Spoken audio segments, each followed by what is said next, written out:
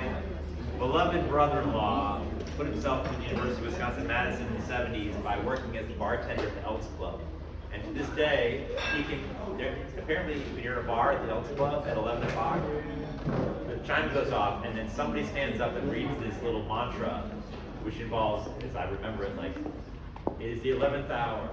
The 11th hour holds a special time in the heart of Elkton, when it throbs and swells, throbs and swells. And he can do the whole thing, like verbatim, like, wow. Okay, so the heart of Elkton is throbbing and swelling. Let us continue. It was a mystery thing, right? Who's going to be the second speaker? I tried to keep it kind of under wraps, but some of you figured out it's my friend Ayana, who is, you know, there's like this club at Saturday Night Live, like the people who hosted 5 times or more. There's like Chevy Chase, Steve Martin, Paul Simon, yeah. So Ayana is now the only other member besides myself of the recidivist presenter of the Chautauqua Club. Well, she will be if she makes it through the next 10 minutes. There are assassins about, you never know. Ayana and I have known each other. Come on, you can on. We've known each other for 18 years. Okay, there we go. Yep. I can still remember the conference room we met in. He interviewed me. Yep. Did? Yes. Is that the interview? Yeah. In that little like downstairs on the first floor? Yeah. Oh, I thought that was like welcome aboard. No, Someone told me the wrong thing. Hey, great to have you. This is the weirdest interview I've ever been in. That's weird. People have said that many times. So Ayana, you're going to speak on Let It Rain. And I think we don't say anything more than that. That's a start. Yeah. Yeah, you just okay. start. But first, as always, let's give a round of applause for someone presenting.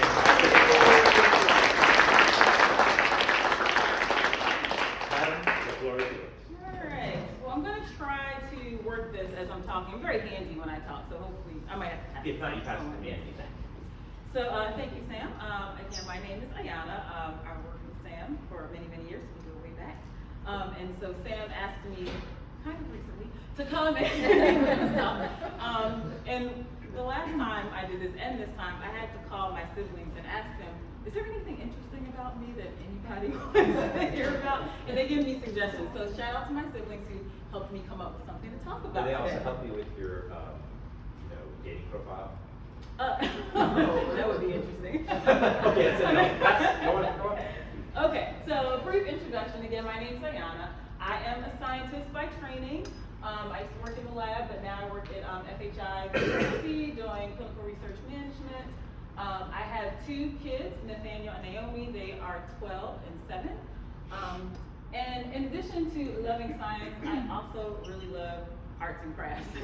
I love projects. My kids' school projects are the ones who you can tell when they go back to school, everyone's like, they did not do this.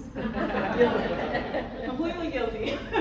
But I love crafts. So my presentation today is a little less serious, a little less compelling, a little bit more artsy. So hope you enjoy. So again, my kids are in elementary school. I am a card-carrying member of the PTA. I do not show up to meetings, but they know who I am, so they call me when they need me. The PTA can be a scary place. Ours is super active, but it can be a scary place. So last year, the PTA, one of the PTA members, knowing that I'm a scientist, called me and asked if I present during science night at the school. And so I was like, well, what is this science night that we have to do? Am I going to have to run a gel or do a Western blot? Are we doing gene splicing? How about CRISPR technology? And she was like, no, elementary school, science night. I was like, okay, let me see what I can do. So of course, my crafting mind started to race, and I was trying to think of something fun and engaging that the kids could do. Couldn't come up with anything, so I went to my other best friend, ChatGPT, and said, so hey, ChatGPT, got to do this activity for science night at elementary school. Got about 5 minutes to get these kids to my booth, got about $100 budget, got about 100 kids. What should I do? And ChatGPT told me, make some rain sticks. Yes. Wow. And I said, okay, is that science? Sure, we're gonna go with it. Okay. So rain sticks. So I was like, let's do rain sticks. How are we going to do this? Does everyone in here know what rain sticks are? Yes. Interestingly, I thought that it was something that was commonplace. I remember having them as kids, but I was surprised that a lot of people were like, what are these rain sticks that you speak of? So I'll tell you a little bit about them. So it's a long hollow tube that's filled with small pebbles or rice or beans, and it basically falls down the inside of the tube and makes a rain sound. Pretty simple, right? Okay. It's usually made with cactus, but people also sometimes make them with bamboo depending on where they've developed.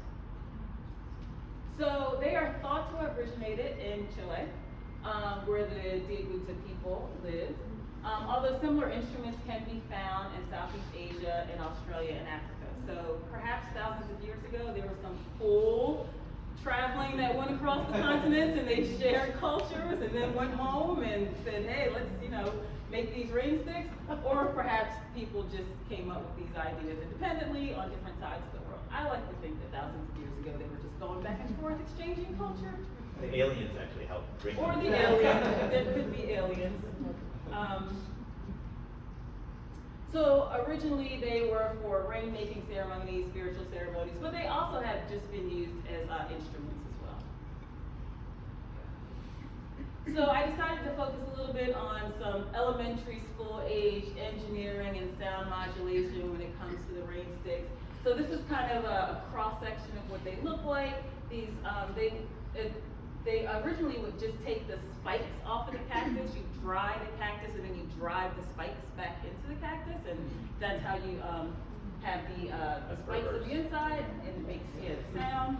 You can get these really fancy ones now that are engineered to go really long, times with the beads falling in. These things actually cost $500. Yeah, my brother's a musician, so my brother has all sorts of crazy instruments and spends $500 on things like this. There was this one song that just really needed a long rain stick. Okay.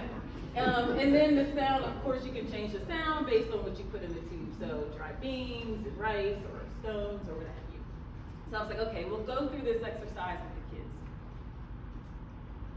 Now, I did not think it was prudent to have thousands of spikes laid out on the table for kids to drive into hollow tubes, And so I was like, well, let me find something that's a little bit safer for the kids. So I went to the Google machine and said, hey, Google, how can I do this safely for kids? So you can kind of do the same thing with just some aluminum foil, and you coil it up, and then you stick it into a paper towel roll, and it kind of gives you a similar sound. It's not quite as dramatic, but it'll give you a similar sound, and you don't have spikes driven through kids' fingers or arms.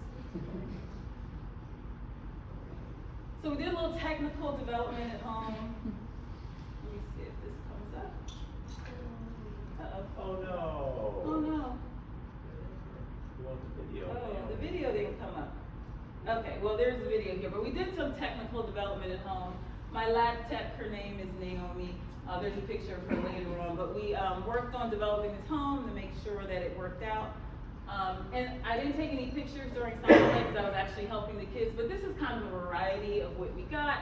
So again, they were little paper towel rolls, they use stickers, and they use colored paper and all sorts of things. And even some of the parents and the teachers got really into it. I know that some of the teachers still have their rain sticks actually, so it was actually a big hit. So I wanted to make sure we could demonstrate some of these different processes with the kids. For those of you who have small kids, whenever they're in school and it's not school hours, they get really crazy. Because it's just no, they're we're gonna run the hall, we're gonna do everything. So I was like, I need to have something a little bit sturdier for the kids to be able to handle and look at and not walk off with, or if they are walking off with it, I can see it. So we were we have to develop some demonstration tools for the kids. So this is where we really went down the crafting rabbit hole. So again, I went to the Google machine and said, hey Google, what can I do to make a rain stick at home that's a little bit more sturdy? And because I have a big fancy crafting closet, because I always get into these different crafting ideas, a lot of this stuff I already had in the closet or in the garage. So poster tube, quilting fabrics, I've done some quilting in the past, I've got lots of fabric scraps. Of course, in the pantry, all sorts of dried stuff that I swear I'm going to make into these fancy stews that just sit on the shelf and dry stuff for years and years and years. And then Mod Podge, which is just this great blue sealer stuff, which is fantastic. So I'm getting a lot of yes, amens. There's amen Yeah. about Mod Podge. And I'm And I'm I've never heard of it. Okay. Mod Podge is great. So, Here's the thing. I'm going to put this down. I'm going to show you kind of what some of the things we came up with. So this is poster 2. And so basically what we did was we started just driving, you know, some nails in there. You make nice spikes, okay? Give you good sound. Kids do that? So my kid did it. This I did not let the kids. We only did the foil. So I said, I will be in trouble after science night. I will not be invited back if kids are driving nails. It seems kind of good too. And then the fabric scraps, I had some really cool indigo fabric. And so I covered it with the Mod Podge. Amazing. And yeah, so this was our first one. And nice little shower sound, okay? So we really like that. Is that rice? This one is rice, yeah. Does he have eight? I know. Just like him, everybody. So that was our soft shower sound. So then we were like, well, let's try some different sounds. So we have a little heavier range. Yeah. This one I think was the dry popcorn. Yeah. Sometimes it rains a little harder, and there was more fabric, so let's keep going, right? Okay? So now we got our.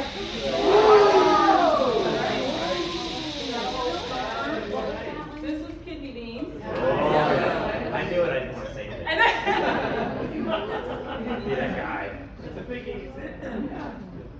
And then my daughter and I, in our little engineering project, we decided to change things up a little bit. So we decided to like change kind of the way the nails were configured in here so that we can make the sound last a little bit longer. So afterwards you can compare, you can see it looks a little different in there. We like tightened up the ends to make it a little bit more resistance at the end, so that way your grains would stay up there a little bit longer. How many nails do you think are in there?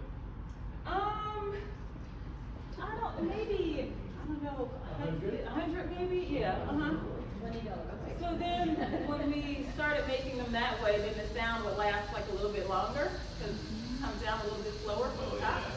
So we've been playing a lot with that as well. So we've been having a lot of fun with these. Like I said, Science Night was a hit. Yeah. My daughter, this is Naomi, my lab tech. She really loves the nailing part, so she does a lot of the nailing. And even though Science Night is over, as you can see, the fun has not stopped. So now our house is full of ring sticks. We have a ton of them, but they have actually come in handy lately because we find them quite soothing, especially in these chaotic times that we're in right now. And funny story, just this weekend, or this week, as we had a couple of snow days, one of my neighbor's kids came by. I didn't realize the kids were supposed to stay outside, but it was cold, and they came in, and then they just never left. And it was like 8 o'clock, and she's like, "Are my kids there?" And I was like, "Yeah." So she came over, she was a little bit enraged. That's exactly what she did. She walked past and she goes, "What is that?" And I was like, "They're ring sticks." And she grabbed one, and she's just like, it's really nice. And then she literally sat in my house for about 5 minutes and just went back and forth and chatting, and she was calm, and I was like, "Kids, yeah, get your stuff together, it's time to go." But yeah, so this is a very calming tool for my neighbor who's a little bit upset, but it also is calming for the rest of us. My daughter's really into making them. Last summer, I think it was, she was with my mom and my nieces and nephews. They had a little kids entrepreneur little activity up in Virginia where my family lives, and she's like, "I'm going to make them, and I'm going to set up my little booth there. I'm going to sell them too." And so that's her idea for next summer, that she wants to set up a little booth and sell these. But for now, we've got like probably 30 of them. I think that's my last slide. So that is it.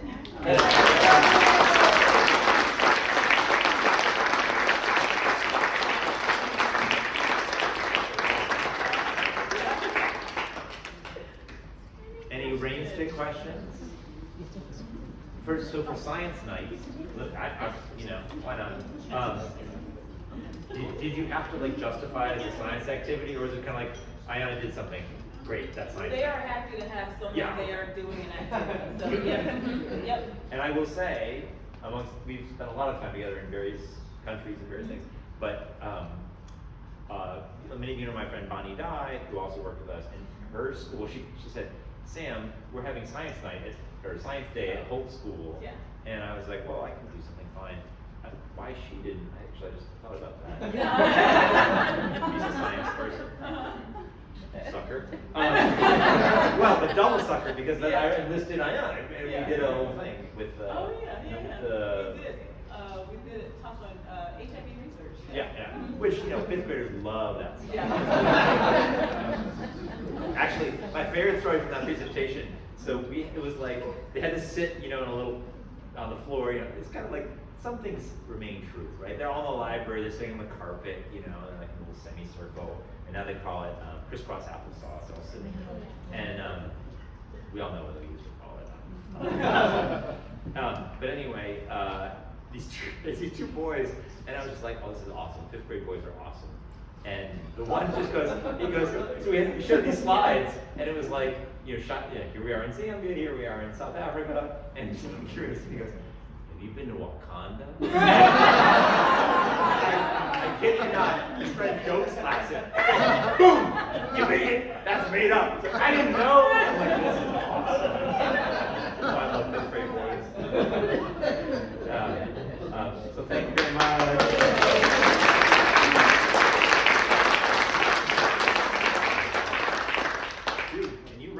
We're pretty much on time. I shoot for like an hour-ish. Yeah, he pulled up the video. It's only 15 seconds. Oh, no, we have to see the video. Naomi in action. Yeah. Oh, here we go.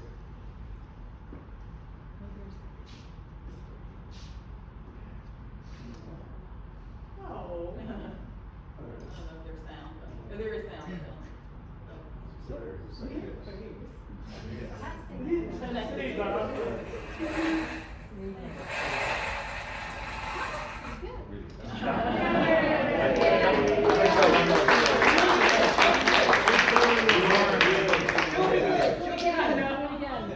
Yeah, one more. Sound wasn't up for it, yeah.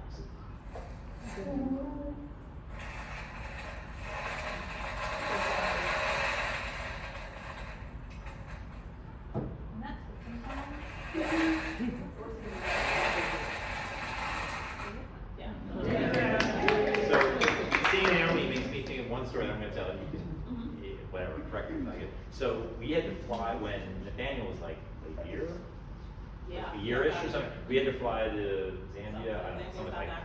And it was hilarious. It was Ayana and me and our co-worker, Tanet, and our boss, Niru, who's been to these things. And Niru's like maybe 10 years older than me, maybe, I don't know. And we're on this plane, like the Delta flight to Johannesburg, and it's obvious that we're a group. And there's this child, because Ayana brought her year-old son, and it was amazing because she figured out before he left, like, people who could look after him, so like he got to come to San Diego. And we get off the plane, it was clear, like, I don't know if it was a, I think it was a, what do you call it? You can't say stewardess anymore, flight attendant, who was just like trying to put it together, like, I think that's the mom. I think that's the dad. That must be the grandma. And he was like, excuse me? And like, we don't know about Tanet. He's like, she's like a peer, who knows what she is, auntie maybe, I don't know. All right, thank you so much, everybody. It's delightful to have you all here. As I've said previously, I put these things on because this is like the best for me. I love all of it, so you showing up is like my birthday present. I hope we will see you in June. For those of you who are newbies, the June Chautauqua and September Chautauqua happen in my backyard. So there's upsides and downsides to that. The upsides include Buster, my dog, and potential toast. The downsides, potentially mosquitoes, but we not really have a problem. Yep. On your way, we're gonna wrap it up because Joe needs to get home. But help yourself with some more snacks, a drink or two on your way out. But thank you. Thank you.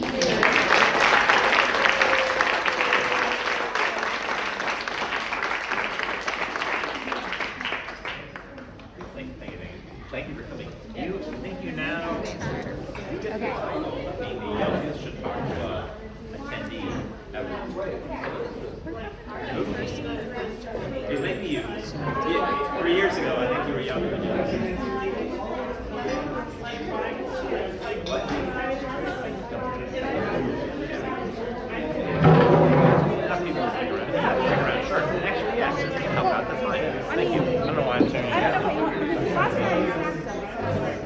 Joe doesn't want them stacked, but I think they go around these tables. Bye, guys. Oh, you're still recording. Great. Thank you so much. Thank you. About 3 that. Yeah, I'm glad. Hopefully we'll be back next time. They're still recording. Yeah, that's okay. Hey, thank you. Oh, I'm glad that the battery lasted. I didn't